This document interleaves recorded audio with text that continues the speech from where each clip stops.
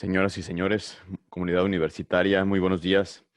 A nombre de la Universidad de Guadalajara, del Centro Universitario de Ciencias Económico-Administrativas, sean todos ustedes bienvenidos a este webinar de economía. Grupos expuestos a mayor vulnerabilidad por el COVID-19 y la evolución de la canasta básica. Y para dar inicio a este seminario, me permito nombrar a las distinguidas personalidades que nos acompañan. La doctora Patricia Murrieta Cummings, investigadora del Departamento de Políticas Públicas. Agradecemos también a la doctora Harumi Rosas, investigadora del Departamento de Estudios Regionales. Nos acompaña también el maestro Héctor Iván del Toro Ríos, investigador del Departamento de Métodos Cuantitativos. Y como moderador de este evento, agradecemos al doctor Guillermo Sierra Juárez, jefe del Departamento de Métodos Cuantitativos. Reiteramos el saludo a todos ustedes y les mencionamos que al finalizar este seminario se le dan las preguntas e inquietudes que ustedes tengan siempre y cuando las envíen a nuestras redes sociales en Facebook. Ahora dejo en el uso de la voz al doctor Guillermo Sierra Juárez. ¿Qué tal? Muy buenos días a todos. Gracias por estar conectados a esta serie de webinars que organiza la División de Economía y Sociedad en el CUSEA. En la presentación, pues es un tema muy pertinente el que nos toca revisar ahora, que es grupos expuestos a mayor vulnerabilidad por el COVID-19 y la evolución de la canasta básica. Para mí es un verdadero honor compartir el micrófono en esta exposición de dos investigadoras muy reconocidas y de un investigador también del CUSEA. Voy a dar un breve semblanza de cada uno de ellos. En primer lugar, la doctora Patricia Murrieta Cummings hablará sobre el tema interconexión económica y vulnerabilidad. Me permitiré leer una semblanza de la doctora. La investigadora es doctora en Sociología por la Universidad de Texas en Austin. Es profesora investigadora del Departamento de Políticas Públicas en este centro universitario e investigador senior en IRALTUS, fundadora del Laboratorio de Estudios Económicos y Sociales LES, en donde actualmente está como asesora en el diseño de proyectos de investigación y evaluación. Es miembro de la Academia Nacional de Evaluación ACEVAL desde el 2016, de la red de Abdul Latif Jamil Poverty Action Lab, CIEF, y del Banco Interamericano del Desarrollo desde el 2012. Además, ha colaborado en el diseño de evaluaciones de impacto para USAID, OIM y otros organismos nacionales e internacionales. Su investigación gira en torno a temas de pobreza, migración, trabajo infantil y grupos vulnerables. Bienvenida, doctora. Enseguida tenemos otra estupenda doctora, la doctora Harumi Rosas Arellana, con el tema vulnerabilidad de los adultos mayores en el ámbito económico ante el COVID-19. Me voy a permitir leer una semblanza de la doctora Rosas. La investigadora es doctora en Ciencias Económico-Administrativas y maestra en Políticas Públicas de Gobiernos Locales, ambos por la Universidad de Guadalajara. Pertenece al Sistema Nacional de Investigadores en el nivel 1 y actualmente labora como profesora investigadora del Departamento de Estudios Regionales INESER de la Universidad de Guadalajara. Sus líneas de investigación se relacionan con el desarrollo y evaluación de política pública local, así como temas de gobiernos subnacionales. Cuenta con diversas publicaciones nacionales e internacionales y realiza actividades de docencia a nivel licenciatura y doctorado. Es miembro de la red de investigadores en gobiernos locales mexicanos y ha colaborado en diversos proyectos de consultoría para gobiernos. Muchas gracias, doctora, por su participación. Y Gracias. finalmente, déjenme presentarles al maestro Héctor Iván del Toro Ríos. El investigador es doctorando de Estudios Fiscales y maestro en Cooperación Unión Europea-América Latina en este centro universitario. Es profesor en Economía, ha sido presidente de la Academia de Economía Internacional del Departamento de Economía de este centro, ha sido director del Desarrollo Institucional de Ayuntamiento de Tlaquepaque y analista técnico en el órgano técnico de Hacienda Pública durante el periodo 2015 y 2016. Es experto en programas de estadística y ha sido premiado con el primer lugar en el tercer torneo Forex y Mercado de Futuros. Algunos de sus artículos de investigación están enfocados al análisis de la canasta básica e indicadores. Entonces, les agradezco mucho su tiempo y esta oportunidad para compartir sus investigaciones y conocimientos. Les recuerdo cuál es la mecánica del proceso. Tendrán 10 minutos para exponer sus ideas principales y el desarrollo de su trabajo, empezando en el orden que fueron presentados, y posteriormente vendrá una segunda ronda de 3 minutos para cada uno de ellos. Al final tenemos una serie de preguntas que serán enviadas por el auditorio y que nos harán favor de contestar. Adelante, doctora Murrieta. Muchas gracias a los tres. Gracias por la invitación al CUSEA y para mí es un placer poder compartiendo estas, yo diría, más bien reflexiones, más que investigación, dado la dinámica en que se está dando todo el problema de la pandemia y la situación económica. Entonces, como ya mencionó el maestro, el doctor Guillermo, yo voy a estar hablando sobre la interconexión económica y la vulnerabilidad, porque considero que no podemos comprender quiénes son los grupos más vulnerables si es que no entendemos, nos detenemos un poquito a reflexionar sobre esta interconexión. Entonces, parte de la pregunta, ¿cuáles son los grupos que están más expuestos a los efectos negativos que está generando la presencia del COVID? Y de ahí, bueno, la pandemia sabemos que ha generado una crisis de tal magnitud que en pocos meses ha generado cambios sustanciales tanto a nivel personal como comunitario, nacional e internacional.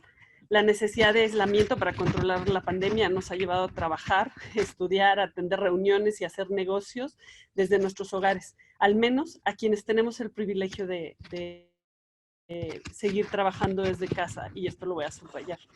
Sin embargo, a pesar de las actividades que muchos de nosotros podemos seguir realizando desde el aislamiento, la gran mayoría de los sectores productivos se han visto afectados de manera importante, no nada más a nivel local, sino a nivel nacional y a nivel internacional. La interrupción de actividades consideradas no fundamentales y por lo tanto la continuidad de las cadenas de suministro, tanto a nivel repito, nacional como internacional, se ha visto truncada. Estos cambios que están generando también, o a su vez, cambios en nuestros patrones de consumo y en la manera en que atendemos nuestras necesidades básicas. Todo esto, tanto lo que está sucediendo a nivel internacional como local, está incidiendo en nuestra economía. Entonces,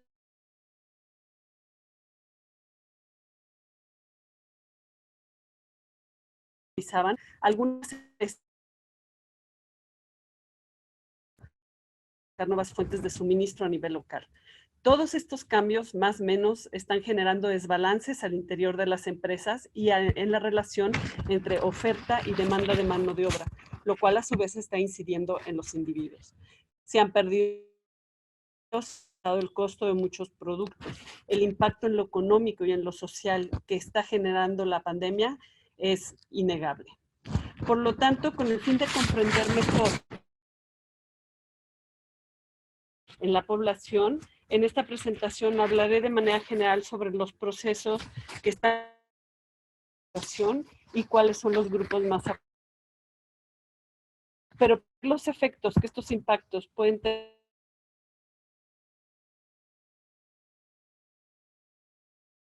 la análisis económica entre México y otros países. A partir de los efectos generales de la pandemia, y abordaré 3 temas. Empleo, cambio. Era muy breve también el impacto que está generando el desarrollo tecnológico precisamente en estas relaciones. Finalmente, a partir de estos 3 elementos, concluiré con la identificación de aquellos grupos que están más expuestos a los riesgos que nos está generando la presencia del COVID-19 en función de la salud de la interconexión que hay entre ambos, ¿no? Entonces, son dos preguntas muy simples.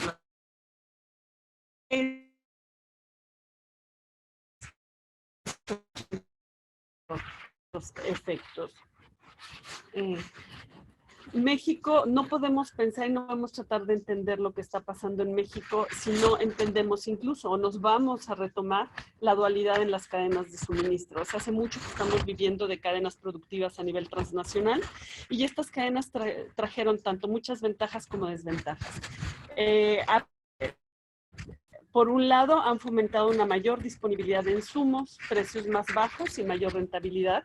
Sin embargo, también han generado menor control sobre los distintos eslabones de la cadena, lo que ha profundizado desigualdad en los ingresos y lo que puede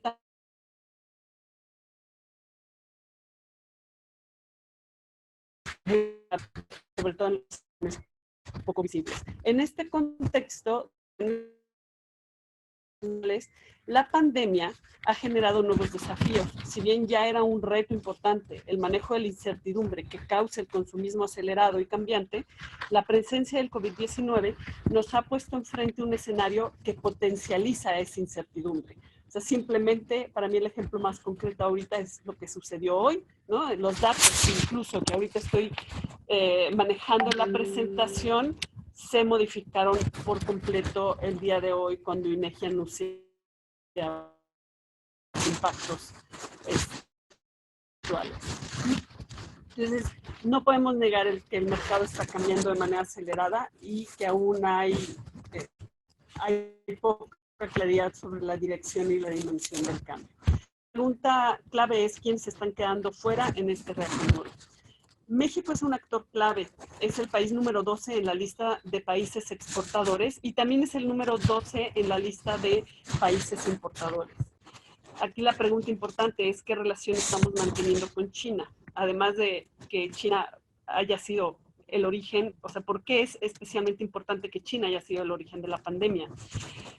China es uno de los principales lugares de destino de nuestras exportaciones y a su vez es uno de los principales lugares de donde llegan nuestras importaciones. Por lo tanto, cualquier cosa que sucede en China nos está afectando, nos afecta directamente.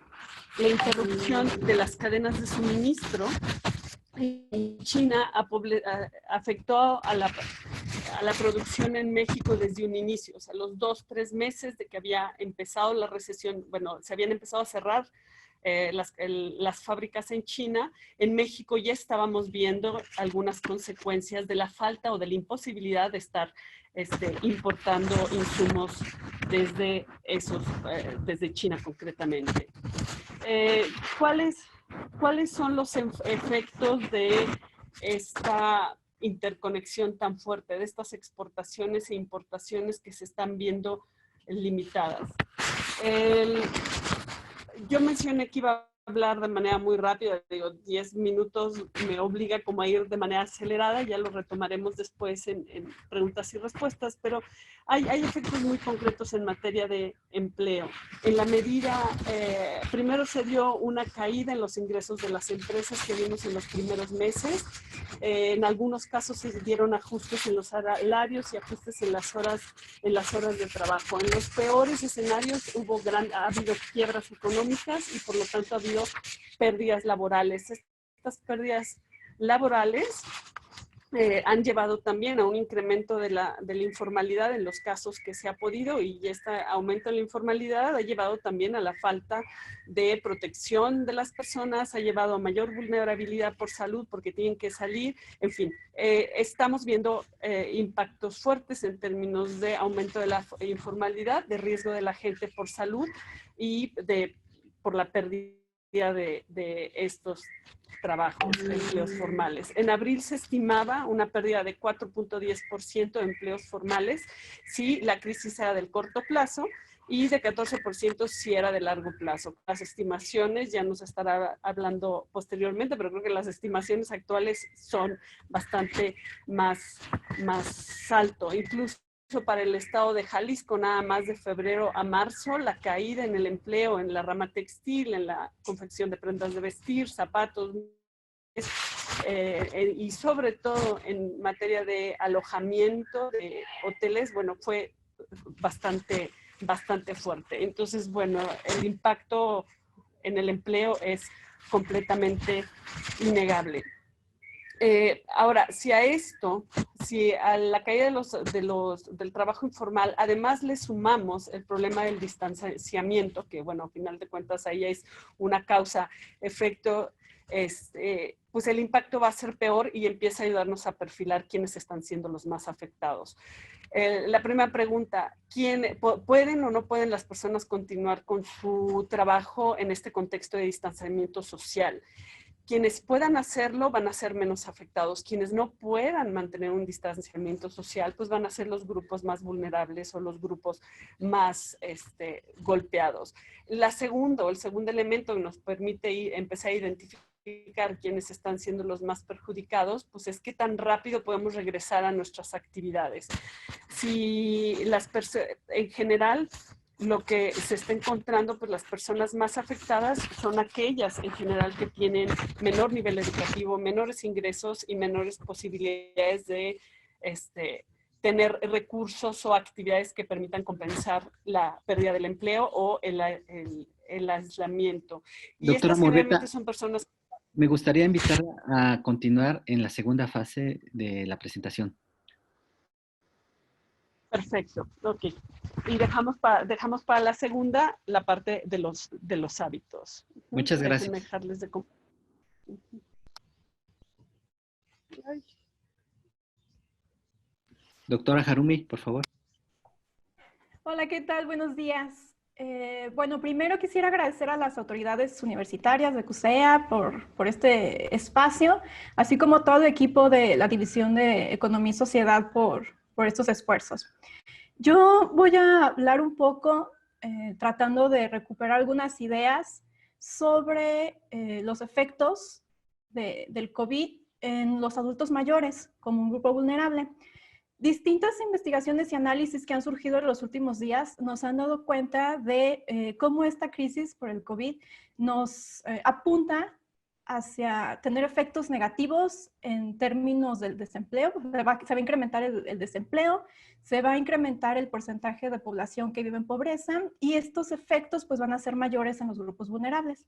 Si nosotros consideramos la población de adultos mayores que tenemos en Jalisco, pues para el 2015 se hablaba que era alrededor de poco más de 550,000 adultos mayores en Jalisco, los que representaban el 7% de la población. Para el 2019 las estadísticas señalaban casi las proyecciones, poquito más de 605,000 adultos mayores, pero para el 2030 se espera que este porcentaje se incremente hasta el 10% de la población. Adicionalmente, si consideramos el porcentaje de población de adultos mayores en los municipios, podemos encontrar que hay muchos municipios que tienen hasta entre el 18 y el 17% de su población que son adultos mayores, como puede ser el caso de los municipios de Santa María de los Ángeles o de Limón, entre otros. Ya en términos de dispersión, pues observamos que de toda la población de adultos mayores en Jalisco, el 50% se concentra en la zona metropolitana. Esto es importante conocerlo porque son elementos fundamentales para poder diseñar políticas públicas que puedan apoyar a este grupo de población. ¿Por qué consideramos o por qué se considera que son vulnerables? Pues de entrada, con todo esto del COVID en el aspecto de la salud, pues son identificados como un grupo de riesgo. Y desde un inicio, las medidas de aislamiento para este grupo de población se nos indicó que que ellos debían permanecer en casa. El quedarse en casa, si bien tiene implicaciones económicas para todos, para toda la población, debemos identificar que también lo hay para los adultos mayores como grupo de población, ya que la encuesta nacional de ocupación y empleo del primer trimestre del 2019 señalaba que alrededor del 25% de la población ocupada eran adultos mayores. Entonces, nosotros podemos pensar que pues, este grupo de población ya terminó su vida laboral, pero las estadísticas nos dicen que no es así. Entonces, los adultos mayores participan en la actividad económica. Quedándose en casa, este grupo de población puede incurrir están en riesgo de perder sus empleos, en caso de que sean empleadores que trabajen por cuenta propia o que sean empleados. Otro dato importante también a considerar es que el 80% de esta población ocupada no tiene derecho a servicios de salud. Entonces, ese es otro punto importante que nosotros tenemos que considerar y por lo cual se convierte en una población más vulnerable ante la crisis del COVID. Nosotros podemos pensar, bueno, se quedan en casa, están en riesgo de perder su empleo y eso de alguna forma se incrementa la probabilidad de que sus ingresos se reduzcan de manera parcial o de manera total. Nosotros podríamos pensar que pues tienen una pensión después de terminar su vida laboral y en este sentido pues no es así siempre. Nosotros sabemos y reconocemos que no todos los adultos mayores en México tienen una pensión contributiva, lo que tiene implicaciones pues en términos de ingreso, porque no tienen un ingreso asegurado. De acuerdo al Coneval, en los datos del 2018 en Jalisco, el 31% de los adultos mayores se encontraban en pobreza. Eso implica que con toda esta crisis y dadas los análisis, las estadísticas, nos apuntan a que este porcentaje se puede incrementar. Y cuando nosotros observamos los ingresos que percibe este grupo de población, podemos observar que efectivamente hay problemas. De acuerdo a la encuesta nacional de ingreso y gasto de los hogares del 2018 de INEGI, la población de 60 años y más tenía un ingreso promedio trimestral de poco más de 20,000 pesos.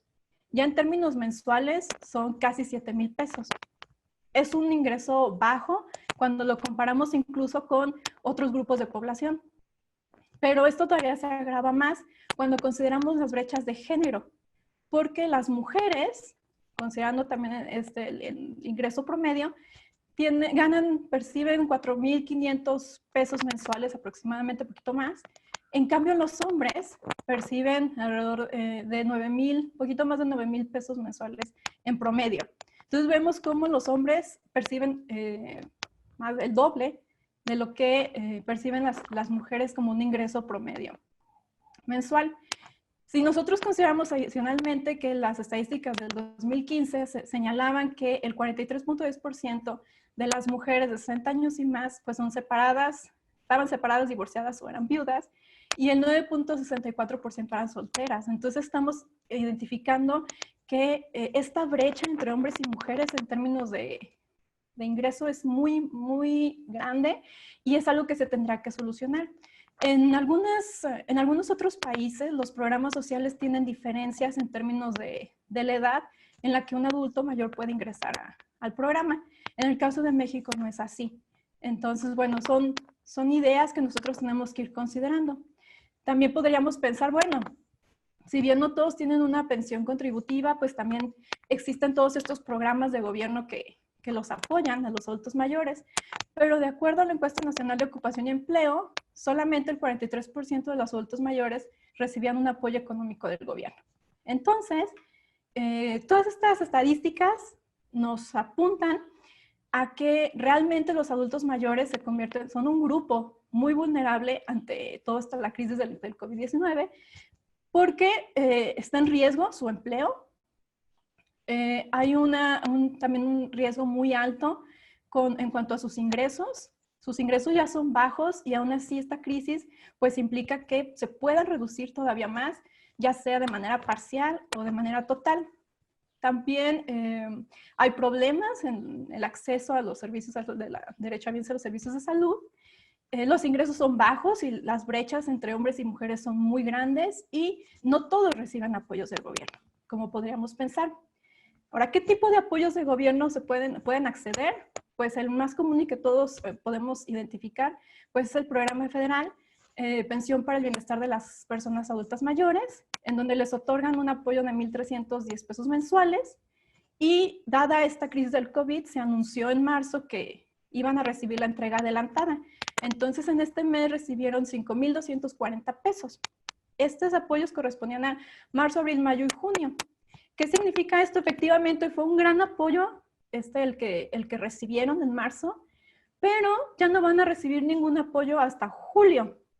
Entonces, allí ya podemos identificar cómo pues estos 5,000 probablemente no son suficientes para satisfacer sus necesidades y para que ellos puedan permanecer en casa como se requiere. Adicionalmente está el programa Jalisco Te Reconoce, que también es un programa donde se les otorgan apoyos en especie a los adultos mayores. Son distintos tipos de apoyo. Ahora, estos son los apoyos que ya se otorgaban, pero con toda la crisis del COVID se han generado apoyos, acciones, programas que permiten apoyar a la población. Uno de ellos es el programa de protección al ingreso, que es parte del Plan Emergente para la Protección al Empleo y el Ingreso. Pero cuando revisamos las reglas de operación de este programa, pues señalan que es un apoyo, me voy a citar, para las personas con actividades ya sea en el autoempleo, subempleadas formal o informalmente, o en actividades económicas no informales. Pero este programa solamente contempla el apoyo para la población entre 18 y 65 años. Esto significa que los adultos mayores no pueden acceder a este programa. Adicionalmente, otro programa también que surge con todo esto del COVID es el programa de apoyo a mujeres, donde se otorgan créditos a grupos de mujeres, pero solamente pueden acceder a ellos mujeres de 21 a 70 años. Entonces, de igual forma, mujeres mayores de 70 años no pueden participar. En el programa Jalisco Sin Hambre, aquí sí, en la zona metropolitana se otorga a familias y fuera de la zona metropolitana a personas vulnerables, en las que sí se incluyen los adultos mayores. Entonces observamos cómo tampoco se está pensando o no se pensó en apoyos para los adultos mayores. En este periodo que ahora estamos en la reapertura económica, pues una de las primeras condiciones es que los adultos mayores se quedan en casa. Entonces, ¿qué podemos observar con todo esto? Identificamos y está claro que los adultos mayores son un grupo vulnerable en términos de salud, y efectivamente ellos están en casa, o las condiciones les invita a que permanezcan en casa, pero por otra parte no hay ningún tipo de apoyo que pueda soportar esa permanencia en casa. Entonces yo creo que esto nos lleva a plantearnos la necesidad de crear acciones para poder apoyar a este grupo de población. Y pues por lo pronto voy a dejarlo hasta aquí. Gracias. Muchas gracias, doctora Rosas. Pues a continuación le tocará al maestro Iván su exposición. Gracias.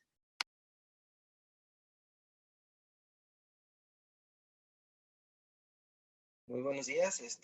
Pues también aprovechando para agradecer a todas las autoridades por la creación de este tipo de elementos que permiten a la población dotar de información significativa. Pues yo comenzaría mencionando que ante las dificultades económicas que se han observado al inicio del año, se han caracterizado la presencia de la disminución del potencial del crecimiento económico del país, y en este caso, pues de las entidades federativas, incluyendo la nuestra, debido a que las personas que se encuentran en una mayor situación de vulnerabilidad son aquellas que tienen la dificultad de poder acceder a los bienes y servicios que se encuentran categorizados dentro de la canasta básica, lo cual le permite limitar su nivel de bienestar y poder desarrollar con éxito todas y cada una de las actividades para ser funcionales dentro de un sistema económico. Es importante señalar que, por ejemplo, el día de ayer el presidente de México señalaba que se estimaba al cierre del 2020 una pérdida de 1 millón de empleos sobre los mexicanos. Sin embargo, creo que es potencialmente mayor la cifra que se puede llegar a desempeñar siempre y cuando no se hagan las acciones correspondientes. ¿Por qué? Porque, por ejemplo, en México, específicamente en Jalisco, al menos el 25% de la población, según datos del INEGI, busca sobrevivir a las adversidades económicas con al menos o con la dificultad de poder adquirir 2 salarios mínimos a través de sus empleos. Entonces, ante la situación del aislamiento social derivado del COVID-19, hemos visto que muchas empresas han tenido cierres parciales o totales derivado de esta dificultad, por lo cual muchas personas se han quedado en la necesidad de poder recurrir al mercado informal y, de hecho, proliferar sobre el mercado informal virtual, tratando de hacer llegar aquellos productos que pueden desarrollar desde sus hogares y tratar de hacerlos llegar a los domicilios de aquellas personas que más lo necesitan. Por lo cual, si nosotros tomamos en cuenta que el salario mínimo es de 3,696 pesos con 60 centavos, entonces visualizamos que todas aquellas personas que viven por abajo de lo que viene siendo un salario mínimo, pues viven una situación precaria. ¿Por qué? Siempre visualizamos que la afectación de los precios se está dando de manera continua. Y ante la psicosis sanitaria que estábamos viviendo tras la llegada de este virus, muchos de los productos de la canasta básica aumentaron de manera proporcional sus precios. Y lo pudimos ver, por ejemplo, en todos aquellos que causaban una facilidad sanitaria, por ejemplo, el alcohol, el gel antibacterial, el cloro, el pinol, que son productos que son meramente necesarios para poder tratar de salvaguardar la integridad de los jaliscienses en sus hogares, y pues estos productos tuvieron un alce de manera desproporcional. Y todo esto ha sido porque a nivel internacional también hemos visto que la apreciación de la divisa americana sobrepasó los 20 pesos, la caída de los hidrocarburos a nivel internacional, la presencia del aislamiento, como ya lo mencionaba, las condiciones físico-climatológicas que están ocasionando que algunos productos se escaseen y por lo cual sus precios se eleven de manera desproporcional, un desorden económico internacional, la escasez de productos, el incremento desproporcional de los ya bienes, de los ya de por sí caros bienes y servicios, el acaparamiento, la especulación, la inseguridad, y todo ello está trayendo consigo que el cierre de las empresas pues afecte directamente a la población. Pero la población más vulnerable, como ya lo mencionaron algunas de mis compañeras panelistas, es que las personas de la tercera edad, los estudiantes, aquellas personas que sobreviven con 7,000 pesos, que representarían 2 salarios mínimos, las mujeres, en este caso madres solteras, los niños, las personas marginadas y algunos migrantes que se encuentran en el territorio nacional, son los que van a tener que padecer más gravemente este tipo de situación. ¿Por qué? Por la dificultad de poder acceder a los bienes y servicios de la canasta básica, lo cual nos lleva a visualizar de que es una afectación muy severa para la población, y lo que tenemos que visualizar es de que si nosotros tenemos en cuenta que el artículo 123 constitucional en su numeral 4 de el inciso A establece que el salario mínimo debe de tener la característica de suficiente para satisfacer las necesidades normales de un jefe de familia en el orden material, social, cultural y para promover la educación de los hijos. Pero ante una situación en la que estamos viviendo actualmente, prácticamente el salario mínimo se ha difuminado y no permite que podamos acceder a ninguna de estas características, dificultando muy gravemente a las personas más necesitadas y aquellas que tienen una incidencia en su salud. Por ejemplo, aquellas personas que cuentan con una enfermedad degenerativa, pero que no tienen acceso a la salud pública. Por ejemplo, aquellas personas que tienen hipertensión, diabetes, que tienen cáncer. Entonces, ese tipo de población será todavía más afectada ante la situación que acabo de comentar. Y hasta aquí dejaría mi comentario por el momento. Muchas gracias, maestro del Toro. Entonces, comenzamos una segunda ronda donde lo principal es tener las conclusiones. Dispondrán de 3 minutos cada uno y respetaremos el mismo orden que de la primera ronda. Entonces, doctora Murrieta, por favor, ¿podría iniciar? Gracias.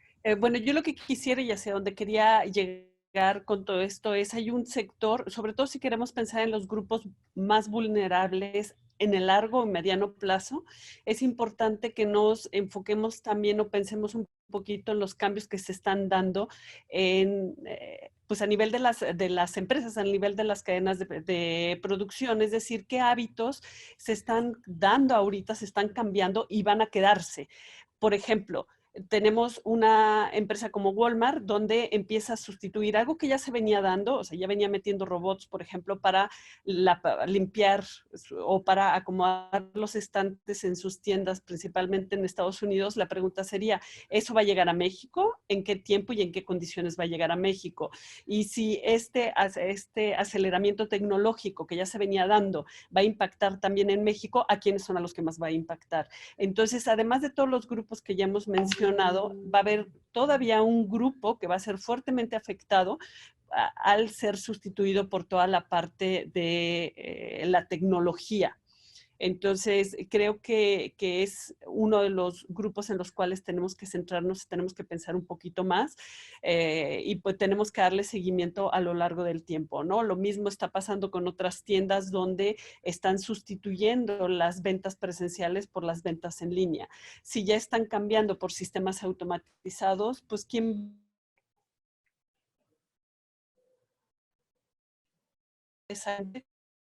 y finalmente el caso extremo de supermercados o de estas granjas las están generando en otros países y que están sustituir o cubrir la producción en el campo, ¿no? Con todas sus limitaciones, pero a final de cuentas, nuevamente, va a ser mano de obra desplazada. Y creo que también, bueno, en algún otro momento, pues será importante profundizar sobre el caso de los migrantes, ¿no?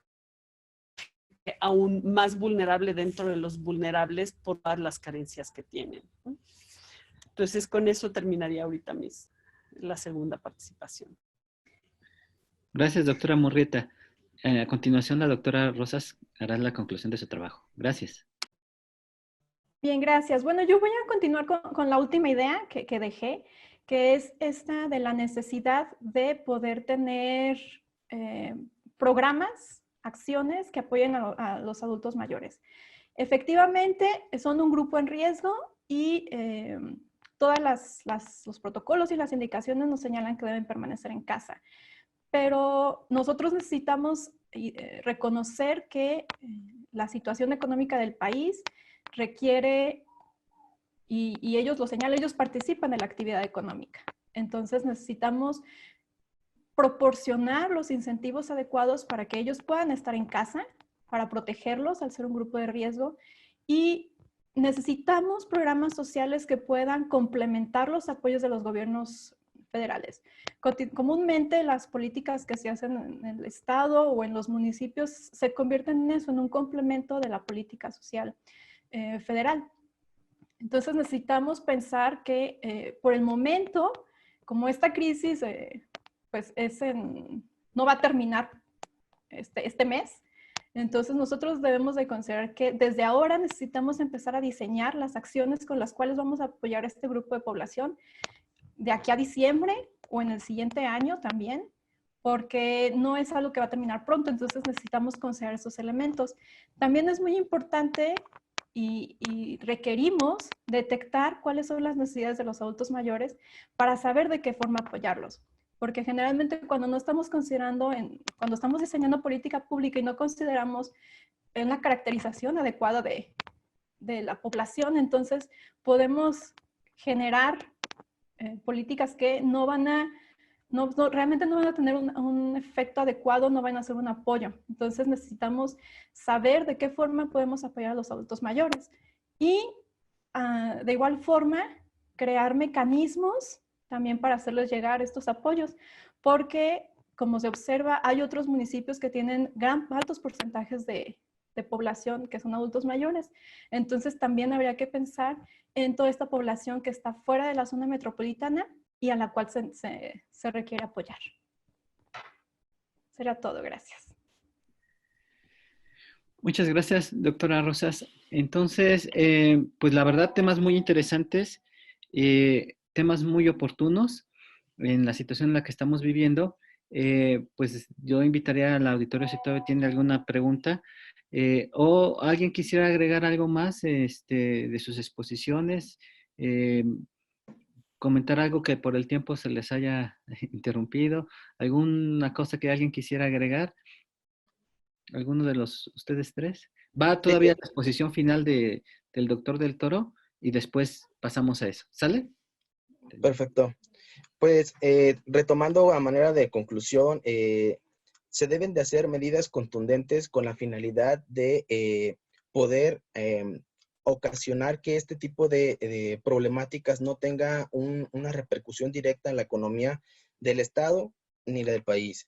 Por ejemplo, si en días pasados recordamos que se aprobó el endeudamiento por 6,200 millones de pesos para el Estado de Jalisco, se deberían de enfocar o generar una actividad focal hacia las personas más necesitadas. Recordemos de que se ha también activado el plan de reactivación económica, pero ese va muy focalizado a lo que vienen siendo las empresas y las industrias, pero no debemos de olvidar que las personas que en este caso son las que compran aquellos productos que las empresas tratan de colocar en el mercado internacional o en el mercado local, estas personas tienen esa dificultad de poder acceder a esos ingresos simplemente por estar en el aislamiento social o no poder estar de manera cotidiana en sus trabajos y por lo cual no tienen acceso a dinero. De esta manera, si recordamos que una canasta básica total más o menos tiene un precio de 11,388 pesos con 22 centavos y visualizamos de que las personas se están quedando en casa sin tener ingresos,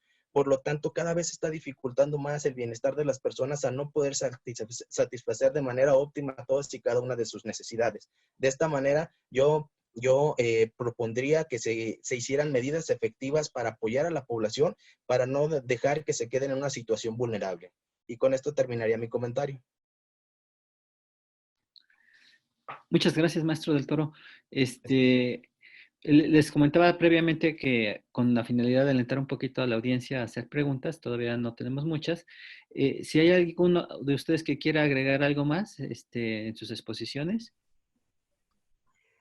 A mí me gustaría retomar un poquito, que yo creo que retomando lo que decía la doctora Harumi, lo que estaba diciendo el maestro Van, es importante que pensemos la vulnerabilidad, no nada más en términos de la cuestión, o sea, creo que se tiene que pensar en dos niveles, en términos de salud, o sea, hay gente que es muy vulnerable por la edad, por las características, digamos, personales ya de vulnerabilidad, porque tienen condiciones de salud preexistentes o son personas grandes. Y por otro lado, tenemos todas las personas que son vulnerables por el tipo de trabajo en el que están, ¿no? Las personas que no van a poder continuar desde lejos y las personas que van a ser desempleadas. Y cómo estas cosas se retroalimentan, porque si yo pierdo mi trabajo, me voy a trabajar en la informalidad, me vuelvo más vulnerable, me vuelvo más susceptible de enfermarme y por lo tanto tengo otro tipo de consecuencias, ¿no?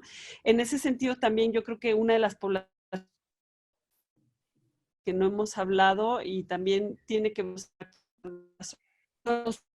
sobre todo los niños en zonas rurales, los niños que no tienen acceso a la tecnología y que están teniendo ahorita problemas muy fuertes de mantenerse al día, por ejemplo, en educación, ¿no? Entonces, el tema de la educación va a tener una repercusión en el largo plazo que a veces cuando hablamos de vulnerabilidad pensamos en lo inmediato, no estamos pensando en lo que sucede a más largo plazo y creo que también es una de las consideración. Los que estaban siendo vulnerables, como ya eran, pero ahora peor, porque si no tenían empleo, no van a tener empleo, ¿no? Y otro enfoque que se le puede dar al tema de la vulnerabilidad, también el sector. No están siendo afectados los sistemas electrónicos, la cuestión ahorita, programas y demás, toda la parte de tecnología está teniendo un impacto muy diferente de hotelería, de transporte, entonces, o también nuevamente la salud.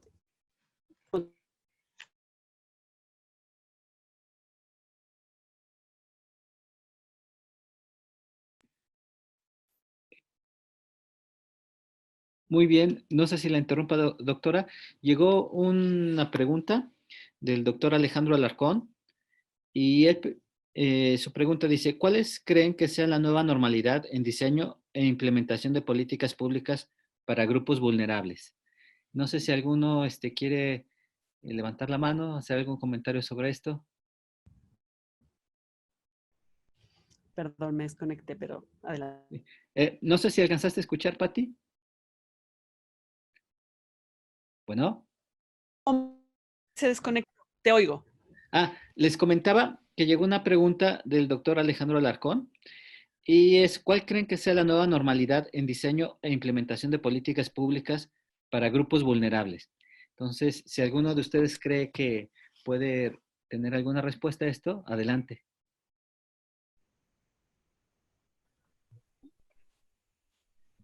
Desde mi punto de vista, creo que el apoyo a los sectores vulnerables tiene que ser de manera eficiente. ¿Y cómo se puede hacer? Tratando de hacer un apoyo generalizado. Desde mi punto de vista, si se está pidiendo tanto dinero, por ejemplo, para endeudar a Jalisco, para tener una reactivación económica, se tendría que hacer una planeación eficaz para tratar de dar los mejores apoyos, no solamente a empresas, sino también a las personas que trabajan dentro de esas empresas. Y de esa manera creo que sería una particularidad para que la población no se vea, digamos, en el olvido. Sin embargo, esto va a traer consigo de que, por ejemplo, veamos en las calles que empiezan a proliferar las personas que están poniendo sus letreros de se lavan automóviles, personas que empiezan a vender dulces en las esquinas, aquellas personas que empiezan a llegar al mercado informal, como lo mencionaba, de carácter virtual, tratando de hacer llegar aquellos productos que ellos producen en casa. Entonces, algo que pensaría que sería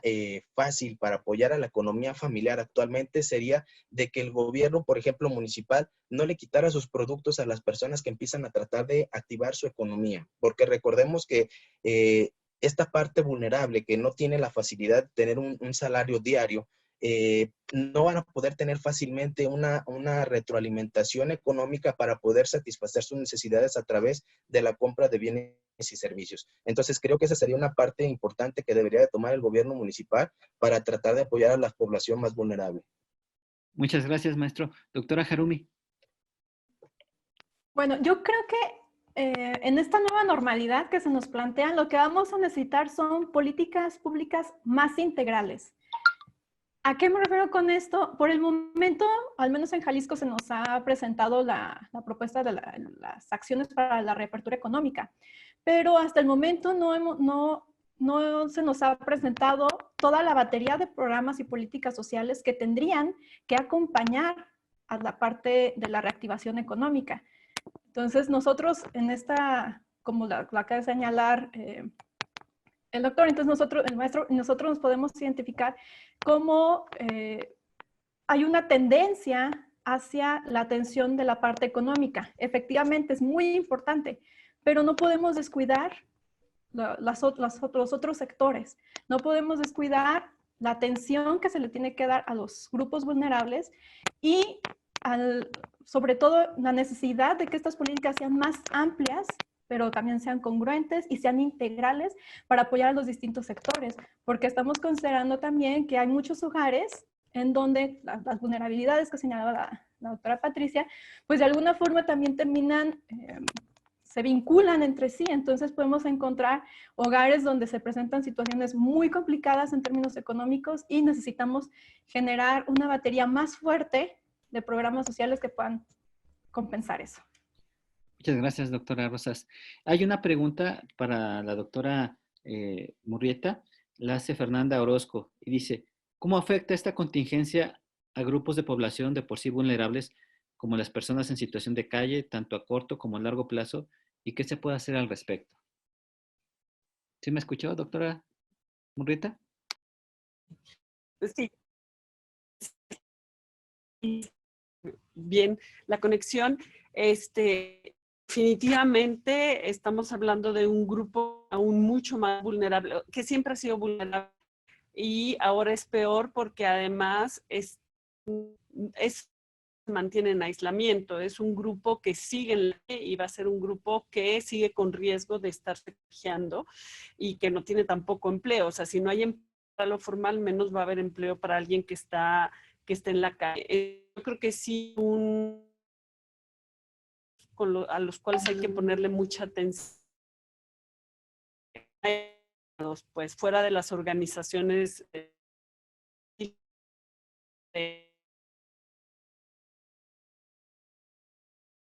y vinculándola con la pregunta anterior, yo creo que sí tienen que existir también políticas transversales en el sentido de que además de que estás cuidando la salud de los empleados, estás cuidando que no se pierda el empleo porque no podemos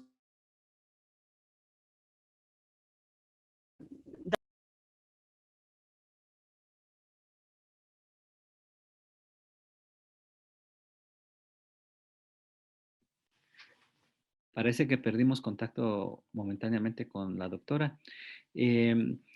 Pues ya estamos cerca del final. ¿Alguna cosa que desean agregar más? La pregunta interesante sobre los grupos en situación de calle, las personas en situación de calle. ¿Algo que ustedes quieran complementar? Ah, ya regresó. ¿Escuchas, doctora? Sí, una disculpa. Sí, los oigo. Ya me cambié de lugar a ver si nos va mejor con el pero creo que era lo que estaba terminando de decir. Sí es muy transversalidad para que no se únicamente en estarles dando el apoyo no se permitir. Entonces tenemos que pensar esta ocasión tenemos que ir más allá de la pura política social, tenemos políticas sociales para que nos permitan salir de esta crisis más fuerte de lo, ¿no?